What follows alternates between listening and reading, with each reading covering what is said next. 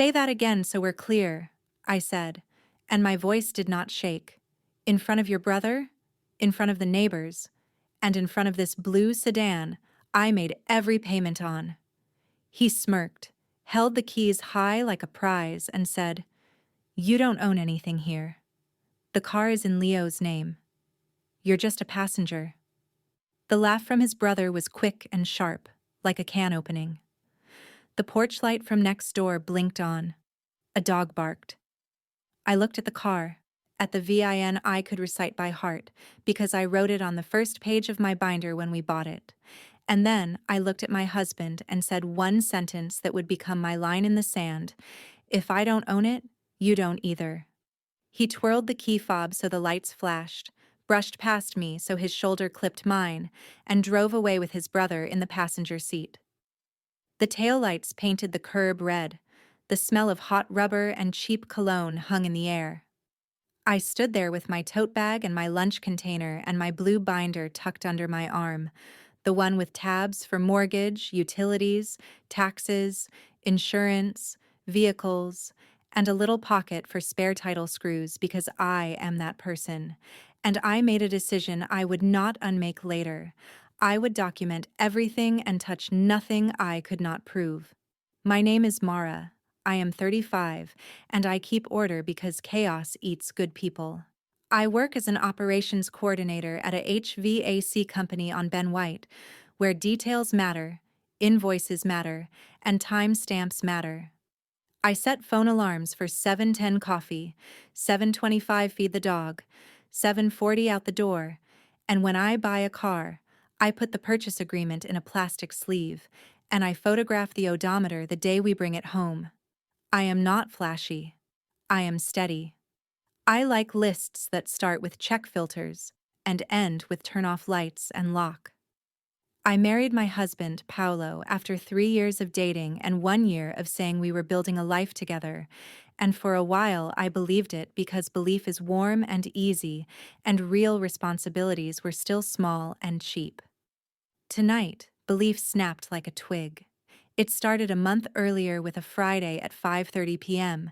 and a text that said, "Don't be mad, I had to make a quick change. We'll talk later." The insurance app showed a new policyholder. Not me.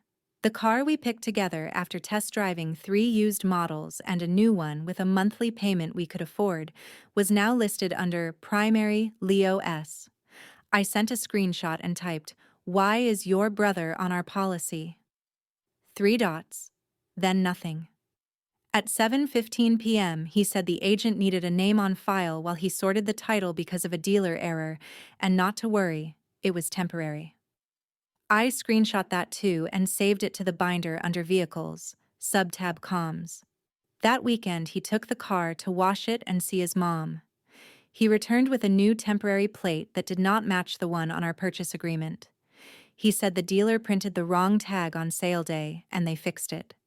He tossed the paperwork onto the kitchen counter, and the papers slid into a fan. One page looked like a photocopy of a photocopy. I gathered it all and put it in the binder and wrote, "Temp plate change June 14th, 3:20 p.m. Story, dealer mistake. Ask on Monday." On Monday, I called the dealership and asked for Paul, the salesman with the neat beard who said he had a new baby and who gave us an extra oil change coupon. Paul sounded tired and said he did not see a dealer error note, but he'd check with title services and call me back. He did not call back. I called again and spoke with a woman named Ginny, who asked me to verify my address and then went quiet for a long time. When she came back, she said, "Ma'am, our system shows a retitle request filed same week of purchase, approved by MVD, new owner listed as Leo S. I can't disclose more to a non-owner, I'm sorry." The way she said non-owner hit me in the chest. I said, "I have the purchase agreement with my name on it." She said, "I'm sorry, ma'am." Again, like a small brick in a row of bricks. I thanked her, hung up, and wrote that down too. At home that night, I put the binder on the table with 2 mugs and said to my husband, "You changed title. Why?" He stared at the TV and said it was a tax thing, coverage thing, anything but the real thing, and that I should relax. He said Leo had a better rate for a month. We were saving money. I should be grateful. I did not yell. I asked to see the title app. He said it was electronic. I asked to see the emails. He said he would show me later. Later became tomorrow. Tomorrow became not now. Not now became, why are you a nag? That word made my hand go still around my mug. I set it down so gently the coaster did not twitch. The next day, I went on my lunch break to the county tax office and took a number, B148. When they called it, I stepped to the window and slid my ID in our purchase agreement and said, I need to verify ownership on this VIN. The clerk looked, typed, frowned, and asked for a second form of ID. I gave my work badge. She said she couldn't, because I was not the current owner of record. She lowered her voice and said, if you think there's fraud, you can file a statement of fact. I took the form, a pen, and a breath. I did not cry. I wrote clear sentences. Purchase on May 31st. Payments from my account. Retitle without my consent. Please attach investigation. Then I took a picture of the form before I handed it back, because copies matter. When I got home, the car was gone, and his shoes were gone, and the charger cable we shared was gone. A note on the counter said, at Leo's, back later. Later was 11:40 p.m. He came in with fast food and wrapped arms and tried to kiss my forehead like nothing lived under his skin. I stepped back and said, I filed a statement.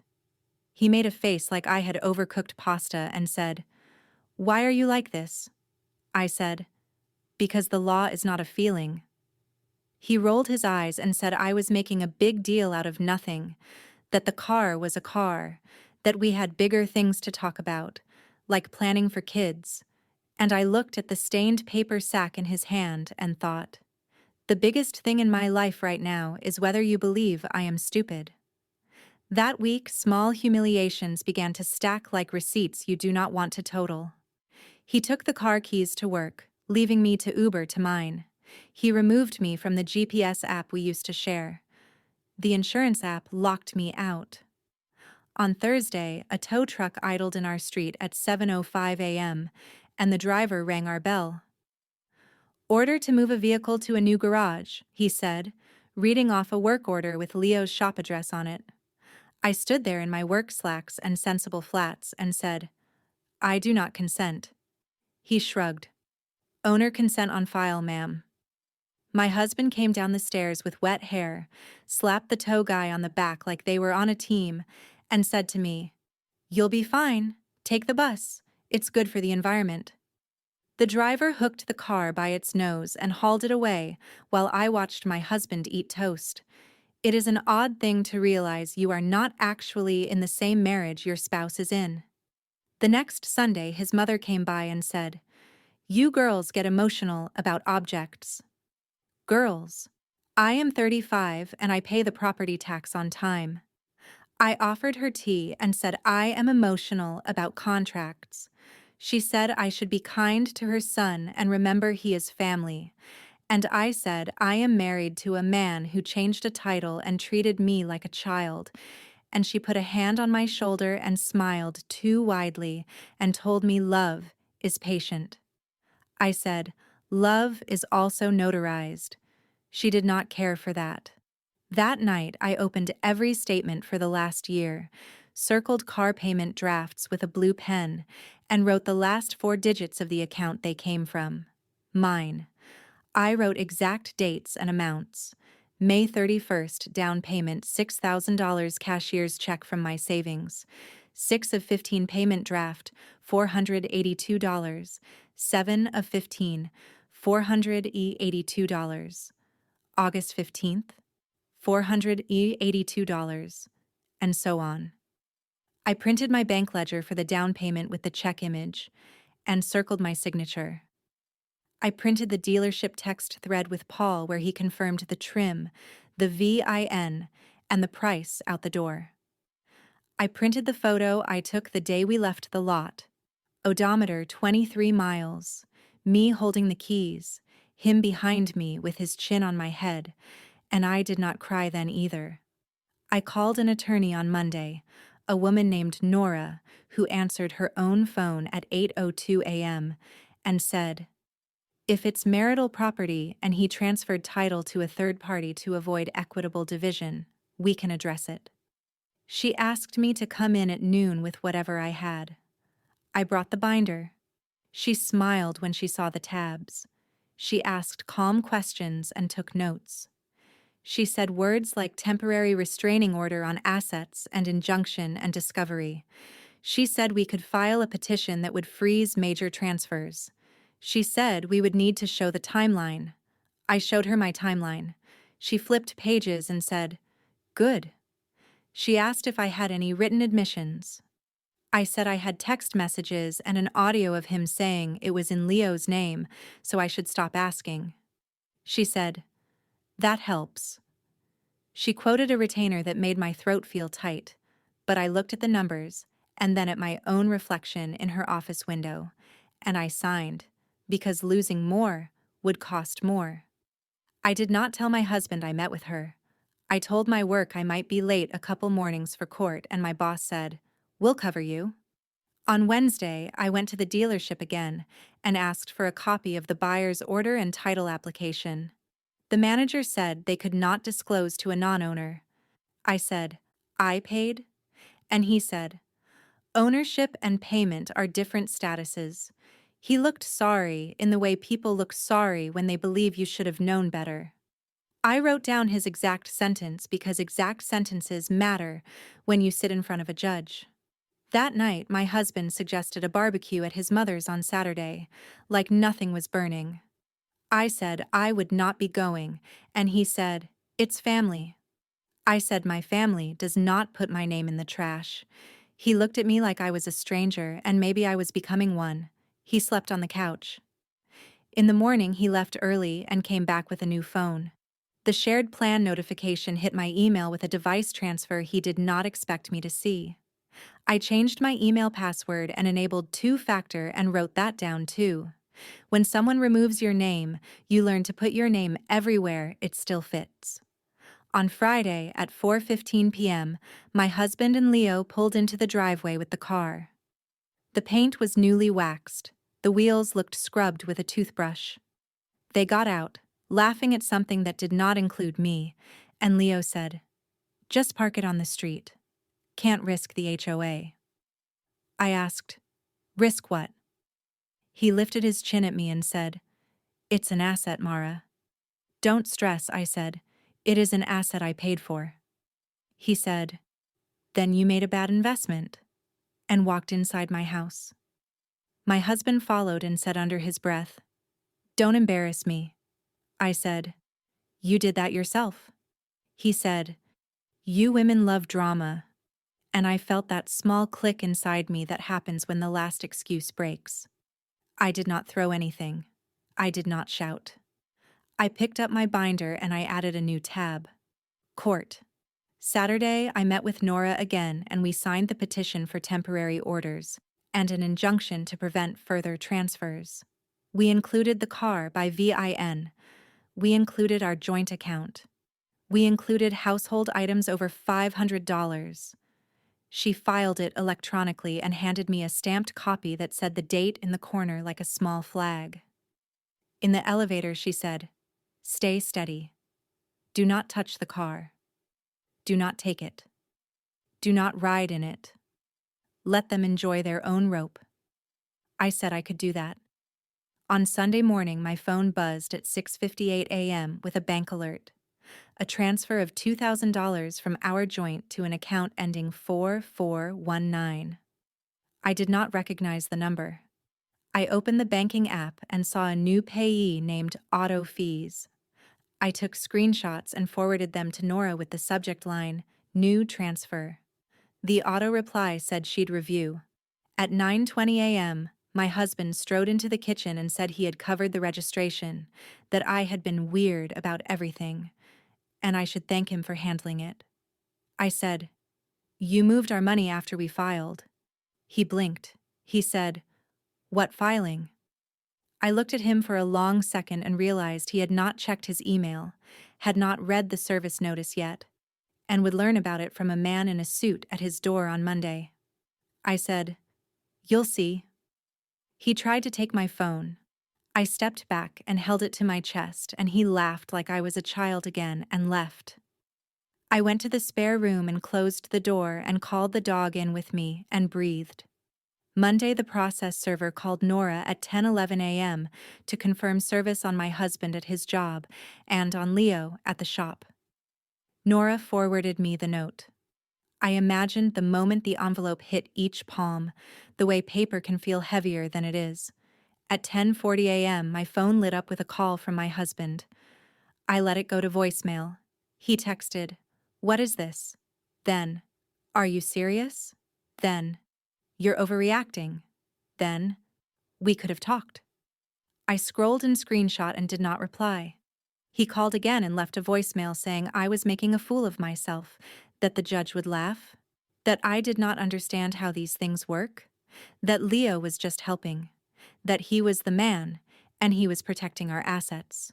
He said "our," like a word he rented by the hour. At lunch, I walked to the courthouse to pick up a certified copy of the orders for the hearing date. I asked for 2 extra copies because extra copies mean one less excuse. The clerk stamped them with a solid thunk. On the way back to work, I took a picture of the clock on the courthouse wall because time matters. On Tuesday, small things began to tilt. The car did not appear on our block that night. I saw it instead in the background of a photo Leo's girlfriend posted, a reflection in a glass door at a bar 2 miles away. I saved it. Nora said we would ask for exclusive use of the vehicle pending division because I needed transport for work and appointments, and because the facts showed I was the person who cared for it. She said a judge likes a person who brings receipts and uses the bus when ordered to, who obeys even when it hurts. I obeyed. I set my alarm 15 minutes earlier to catch a connection. Thursday at 8:03 p.m. My husband came home with a bouquet that still had the grocery sticker on the plastic and said he was sorry for the confusion. I said, "Return the title." And he said, "I can't." And I said, "Then the flowers are not for me." He set them on the counter anyway. He tried to hug me, and I stepped to the side so his arms met air. He slept in the guest room.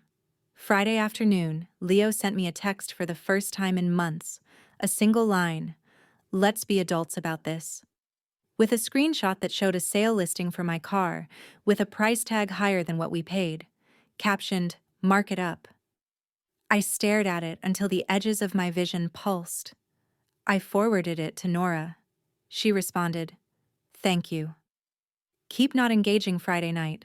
My husband's mother called and said words that told me everything I needed to know about their plan.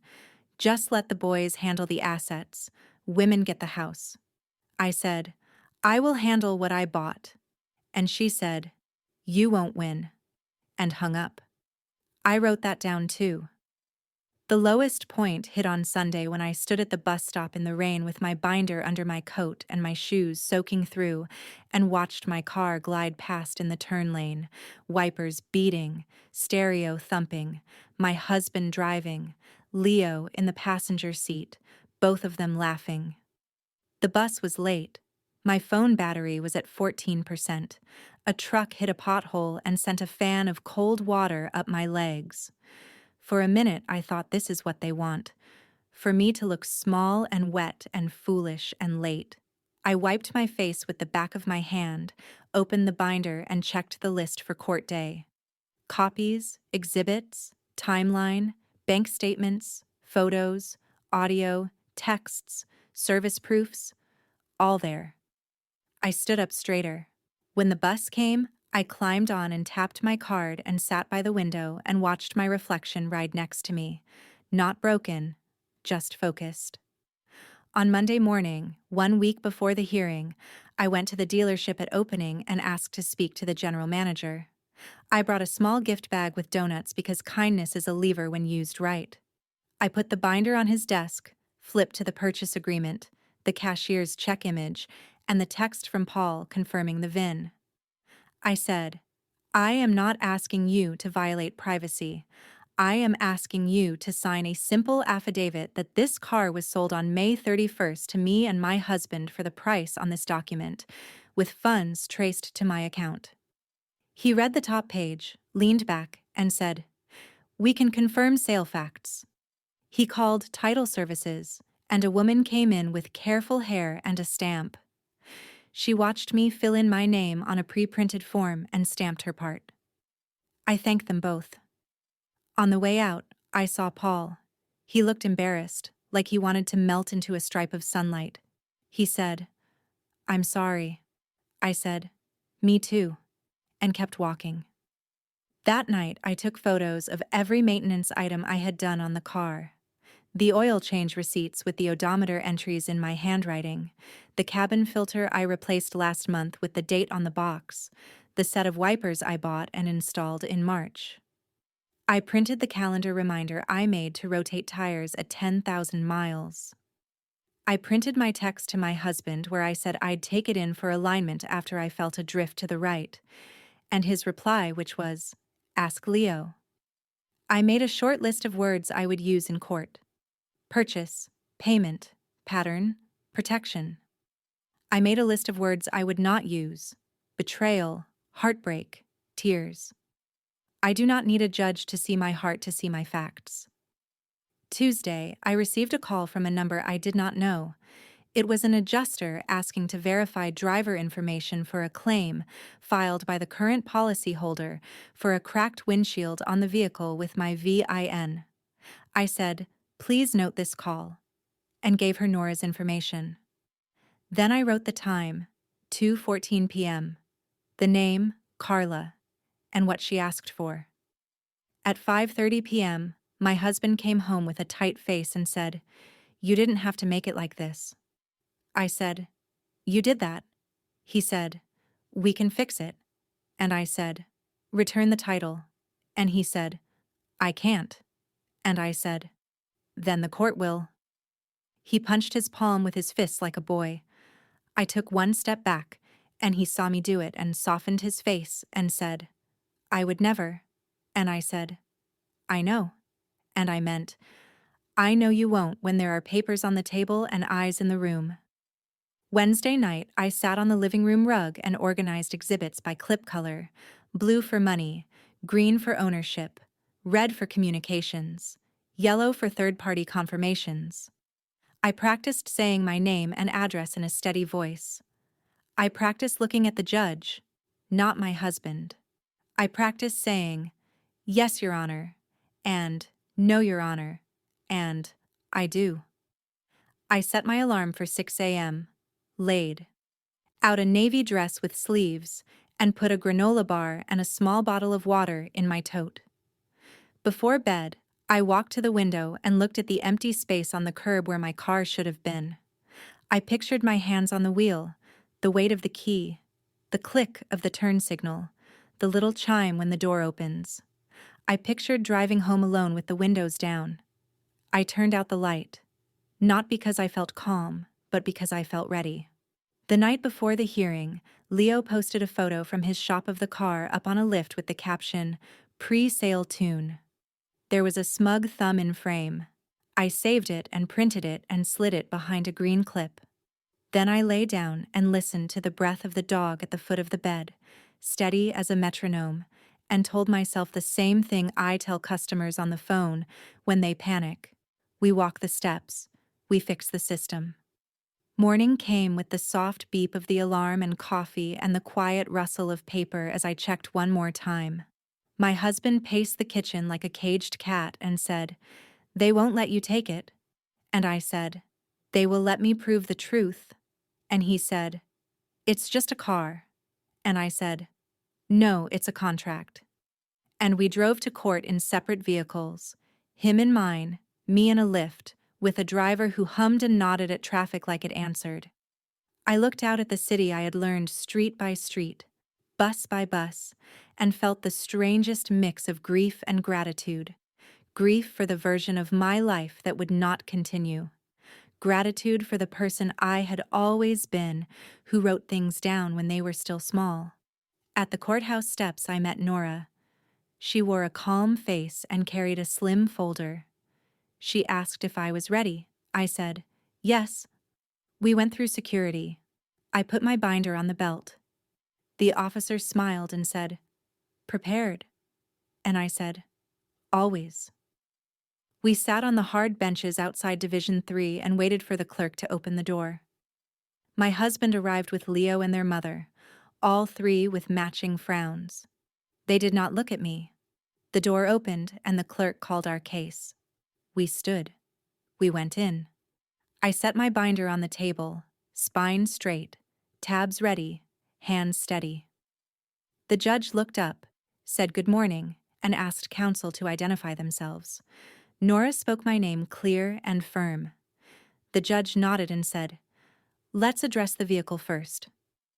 I breathed in and answered the first question with facts. The hearing began.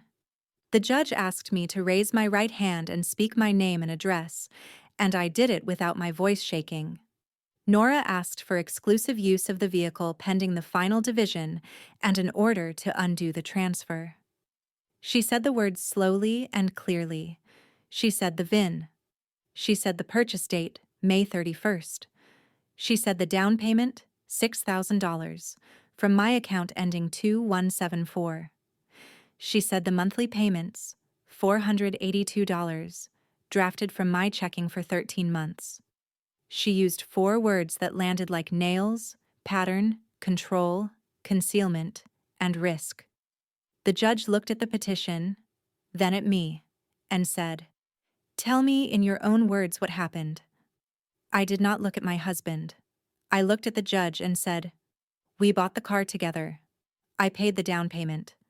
I have made the payments from my account. A week later, he retitled it to his brother without my knowledge or consent. I found out when the dealership told me I was not the owner. I do not have keys. I have been taking buses and lifts to work. I have the receipts here. I slid the blue clipped exhibits to Nora and she handed them up. The judge read. He tapped one page with his pen. He asked when I first confronted my husband. I gave the date. He asked if I had any admissions in writing. Nora said yes, and marked the text thread and the short audio clip where my husband said, it's in Leo's name now, as Exhibit G. The judge listened to the audio, short and tinny, and asked my husband if it was his voice. Paolo said, yes, Your Honor, but then launched into a speech about how the dealership messed up, and he had to fix it, and it was no big deal. The judge held up a hand and said, answer the question asked. Paolo closed his mouth. Leo shifted in his seat and tried to speak, but the judge said, you will have your turn. Nora called me to the stand. I walked up and sat down. The chair was hard and the air was cool, and my palms felt dry because I had wiped them on my dress before I walked.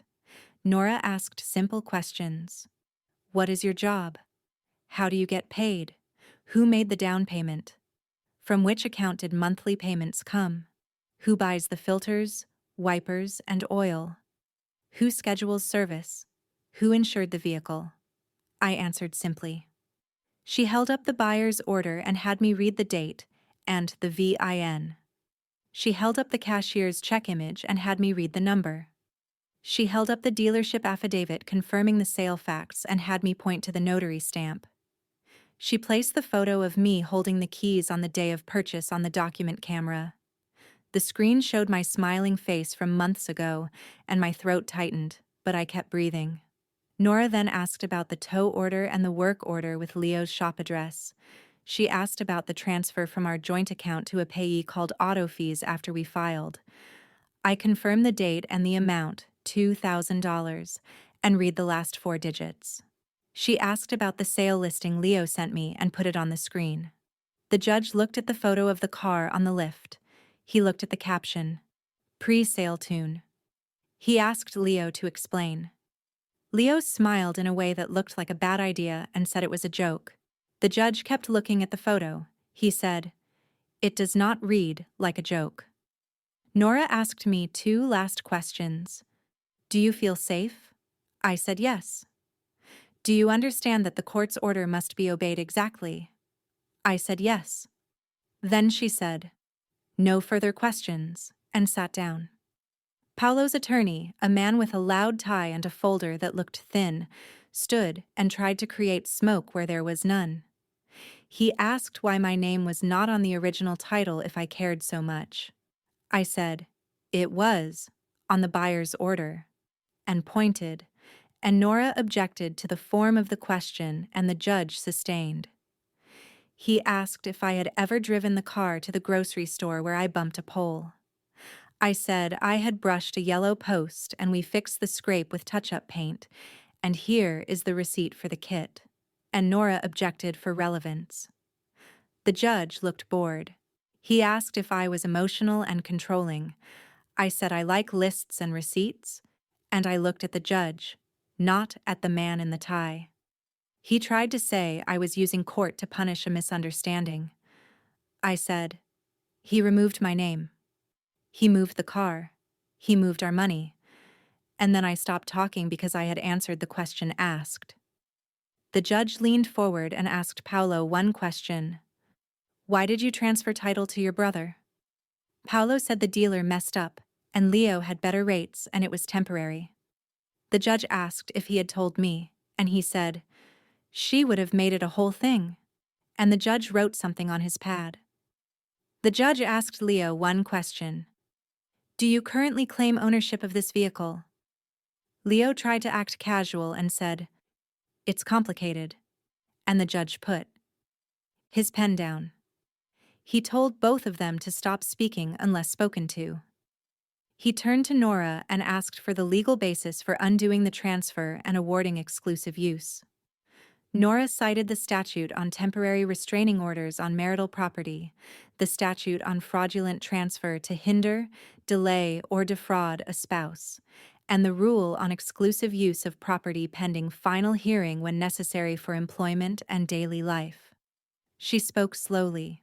She cited case names I did not know and dates that sounded solid. The judge nodded. He said, I am ready to rule on temporary relief. He said, this is not a close call. And my heart hit my ribs. He said the evidence showed a purchase with marital funds traced to me, a swift transfer designed to remove the asset from my reach, a pattern of control inconsistent with the duties spouses owe one another, and a current need for me to have transport for work. He said he was granting me exclusive use of the vehicle pending final orders. He said he was enjoining Paolo and Leo from selling, transferring, damaging, concealing, or otherwise interfering with the vehicle. He said Leo would surrender any documents and keys in his possession within 24 hours. He said Paolo would deliver the vehicle to the courthouse lot in 2 hours for a civil standby and exchange. He said he would sign an order authorizing law enforcement to assist if either man refused. He said he would set a show cause hearing for why they should not be held in contempt for the attempted sale. He looked at Leo and said, that caption did not read as a joke. He looked at Paolo and said, do not test my patience.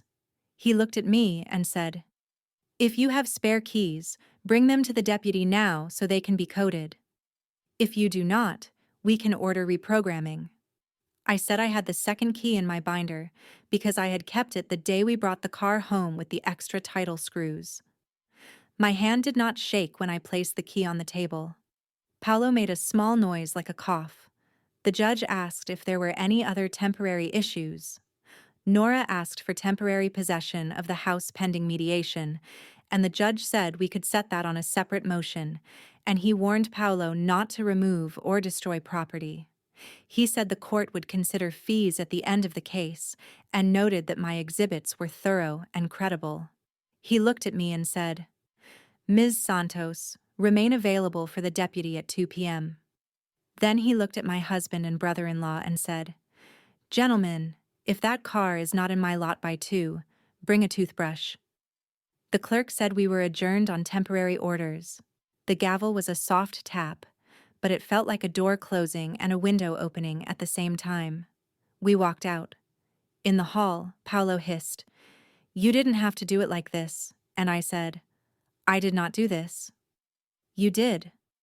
Leo tried to grin and said, "It's just temporary." And Nora said, "Careful," in a tone that could cut glass. We waited in the lobby until the deputy called us at 1:55 p.m. The deputy wore a tired look and a precise uniform. He took our names and the case number and walked us to the side lot where a white cruiser sat under a tree. At 2:03 p.m., my car turned in, slow and shiny. Paolo was driving, jaw set. Leo sat in the passenger seat, arms crossed. They stopped where the deputy waved. The deputy told them to step out and hand over keys. Paolo squeezed the fob like it could melt. The deputy waited. Paolo handed it over. Leo pulled a key out of his pocket and handed that too. The deputy asked for any other keys. Leo shrugged. The deputy looked at me and asked if I had a spare. I said I had the second fob, and he nodded and said we would reprogram. He walked me to the driver's side door and asked me to verify the VIN. I read it aloud. It matched. He asked me to start the engine. I pressed the button and the engine turned over with a clean, familiar sound that made my chest tight. The deputy had Paolo sign a small acknowledgement that he had delivered possession. Paolo signed too hard and broke the pen. The deputy looked at him and handed him another. He told Leo to sign that he had surrendered keys. Leo scribbled. The deputy told me to wait while the locksmith reprogrammed the fobs. A van rolled in with a man in a gray shirt and a box of tools. He connected a small device to the car, tapped a few buttons and said, "Old fobs wiped, these two live," and handed me back my key and the new programmed one. He showed me how to clear the paired phones. I cleared Paolo's and Leo's names without a second thought and felt something quiet click into place inside me. The deputy asked if I wanted a civil standby to return home. I said yes. Paolo said, "This is insane." And the deputy looked at him and said, "That's enough." We drove back to the house in a small line, deputy first, me second, Paolo and Leo in a separate car behind. I pulled into the driveway where my car had not sat for weeks. The deputy stood by while I took a quick video of the car, the mileage, the condition of the tires, the trunk, and the glove box. I recorded the date and time out loud and panned slowly because details matter. Paolo tried to push past me to go inside. The deputy held up a hand and said, "You can enter, but you do not touch her vehicle." Not the keys, not the door, not the tires. He said it like a school rule and a warning. Paolo went inside. I stayed in the driveway with my hand on the roof of my car for a long breath. Then I opened the driver's door and sat down. The seat fit me the way it always had. The mirror still held my face. The radio still remembered the news station I listened to in the morning. The smell of the cabin was lemon, and a hint of the air freshener I liked. In the glove box, I found the registration paper folded wrong and a handful of fast food napkins. Under the napkins was a printed invoice for a windshield repair claim with a policy number that did not belong to me. I took a photo and texted it to Nora. She replied, "Noted. Keep it." Paolo came back out and stood on the step and watched me like maybe I would say thank you. I did not. The deputy told us both to read the order again and to obey it. Then he left. When the cruiser pulled away, the street felt very quiet. I locked the car with one click and heard the small chirp that sounded like a bell in a church before service. I went inside and made tea. Paolo paced. He said he wanted to talk. I said we could talk with lawyers. He said he would make it up to me. I said he could start by apologizing to the judge. He said I was cold. I said I was clear. He said I was breaking the family. I said he broke the trust. He stopped talking. He picked up the grocery store flowers, now wilted, and dropped them into the trash. The petals made a tired sound. He left the house to go to his mother's. The door closed. The silence felt clean. In the days that followed, I used the car like a tool instead of a prize. I drove to work with the windows down once to let the anxiety out. I went to the oil change place and had them check the work Leo claimed he did. They said the bolts looked untouched and the filter looked cheap. I kept the receipt. I made a new maintenance log with fresh dates. I scheduled a title appointment with the county for when the final orders would allow the retitle back. Nora filed a motion to rescind the fraudulent transfer with the MVD attached to the court's temporary orders. She sent a letter to the dealership and the insurer attaching the judge's order and warning them not to accept instructions from anyone but me about the vehicle. She sent a demand to Leo to remove the sale listing and warned him about contempt. He took it down within the hour. The show cause hearing on contempt came fast. Leo tried to say he had been joking. The judge did not smile. He said he would defer a finding of contempt if there were no further violations, and if Leo paid a portion of my locksmith and towing costs. Leo said, "Tow." And the judge said, "The tow you ordered the first week to move the vehicle to your shop over her objection." And he signed a small order that said $375 due within 7 days. He also ordered Paolo to pay me $200 in fees for the emergency hearing because, he said, "You created the emergency." Paolo's face went red, then gray. After court, outside in the heat, he tried to talk again. I said, "Return what you removed, apologize, and we can discuss next steps." And then I got in my car and left. At home that night, I sat at the table with my blue binder and added a new tab labeled New Normal. Under it, I placed a simple sheet with 3 lines: car in my name, house quiet, mind clear. I started a separate folder for the divorce because I had stopped trying to pretend this was a fixable misunderstanding. The weeks turned into a steady line of tasks. I met with Nora about property division. We listed what we had, we valued the car at the current market rate, and credited my down payment and the payments I made. We talked about the house and he moved to his mother's while we sorted the plan. The court set a mediation date. I kept breathing. I made dinner for one and fed the dog at 7:25 and watered the plant by the window and changed the AC filter on the first of the month. I took the car to the car wash and watched the soap slide off like a layer of old fear. On a Wednesday, the MVD sent a letter confirming they had received the court order and would rescind the transfer upon entry of final judgment, and that in the meantime, the registration would show my exclusive possessory rights. I folded that letter twice and put it behind the green clip. On a Thursday, my boss called me into the office and asked how I was doing. I said I was steady.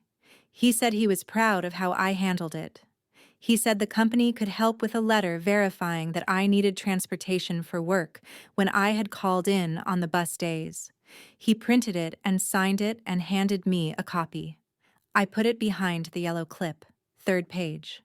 On a Friday, Paolo texted me a photo of a sunset from a bar patio and typed, "Remember when we used to laugh?" And I wrote back, "Remember when we used to sign things together?" And set the phone down. He replied, "You are cruel." And I did not answer because I was not. I was consistent. I was careful. I was done. The final hearing came on a hot morning with a sky like sheet metal. Nora and I walked in with a clean stack of exhibits. Paolo and his attorney walked in with a thinner file. The judge asked if we had been able to mediate. Nora said we had reached agreement on most issues and were asking the court to enter the agreed property division and finalize the rescission and the vehicle title. She handed up a proposed order. Paolo's attorney mumbled about fairness. The judge read for a long minute. He asked me if I understood the division. I said yes. He asked if it was my free and voluntary agreement. I said yes. He asked Paolo the same. He said yes, but looked like he had swallowed something sour. The judge signed. He looked at me and said, "Ms. Santos, you may process the title today." And then looked at Paolo and said, "You will not interfere." He added one note on the order for attorney's fees in part due to the transfer and the time the court spent. It was not all of my costs, but it was something, and the word on the page meant more than the dollars. After court, I walked down the steps into the heat with the signed order in my hand. The paper felt cool. I drove to the county office and took a number. When they called my number, I stepped up and slid the order and my ID and the form filled out in blue ink. The clerk typed, stamped, and then slid a small rectangle through the window. My title, my name, the VIN I knew by heart. I stood there for a second and just looked. Then I walked outside and set the title gently in my binder and closed the rings. The click sounded like a lock sliding home. I got in the car. I drove. I did not drive to anyone's house. I did not drive to a bar or a store. I drove to the long loop on the south side where the road curls around a stand of live oaks and the sunlight flickers like a reel. I turned off the radio and listened to the tires hum. I rolled down the window and let hot air hit my face. I said one sentence out loud, the same sentence I said on the curb the first night. If I don't own it, you don't either. And it felt different now. Not a strike, but a rule I would live by.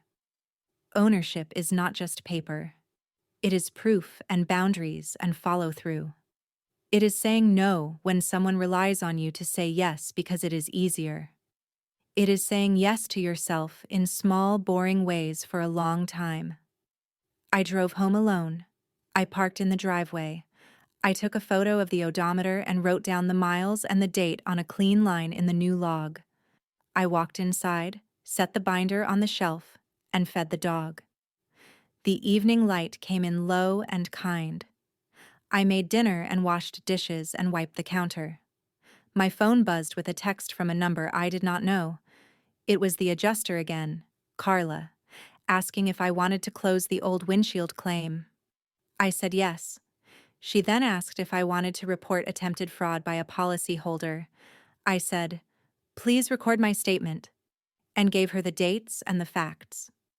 She thanked me. I hung up and exhaled.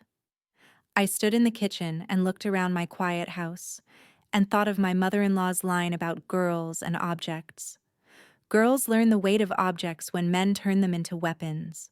Women learn to turn objects back into tools. A week later, I met with my bank and opened a new account in my name only and set my car payments on autopay again. From me to the finance company. Clean line, clean record. I moved the old joint money into a trust account run by the court until everything was final, so no one could drain or use it to scare me. I put the second fob in the fire safe. I made a copy of the title and put it in a separate location because duplicates are insurance. I updated the insurance policy into my name. The agent asked if I wanted to add roadside. I said yes. She asked if anyone else would be a driver. I said no. On a Saturday morning, I took the car through a long, slow car wash. The blue curtains slid down. The soap foamed. The rinse fell like summer rain.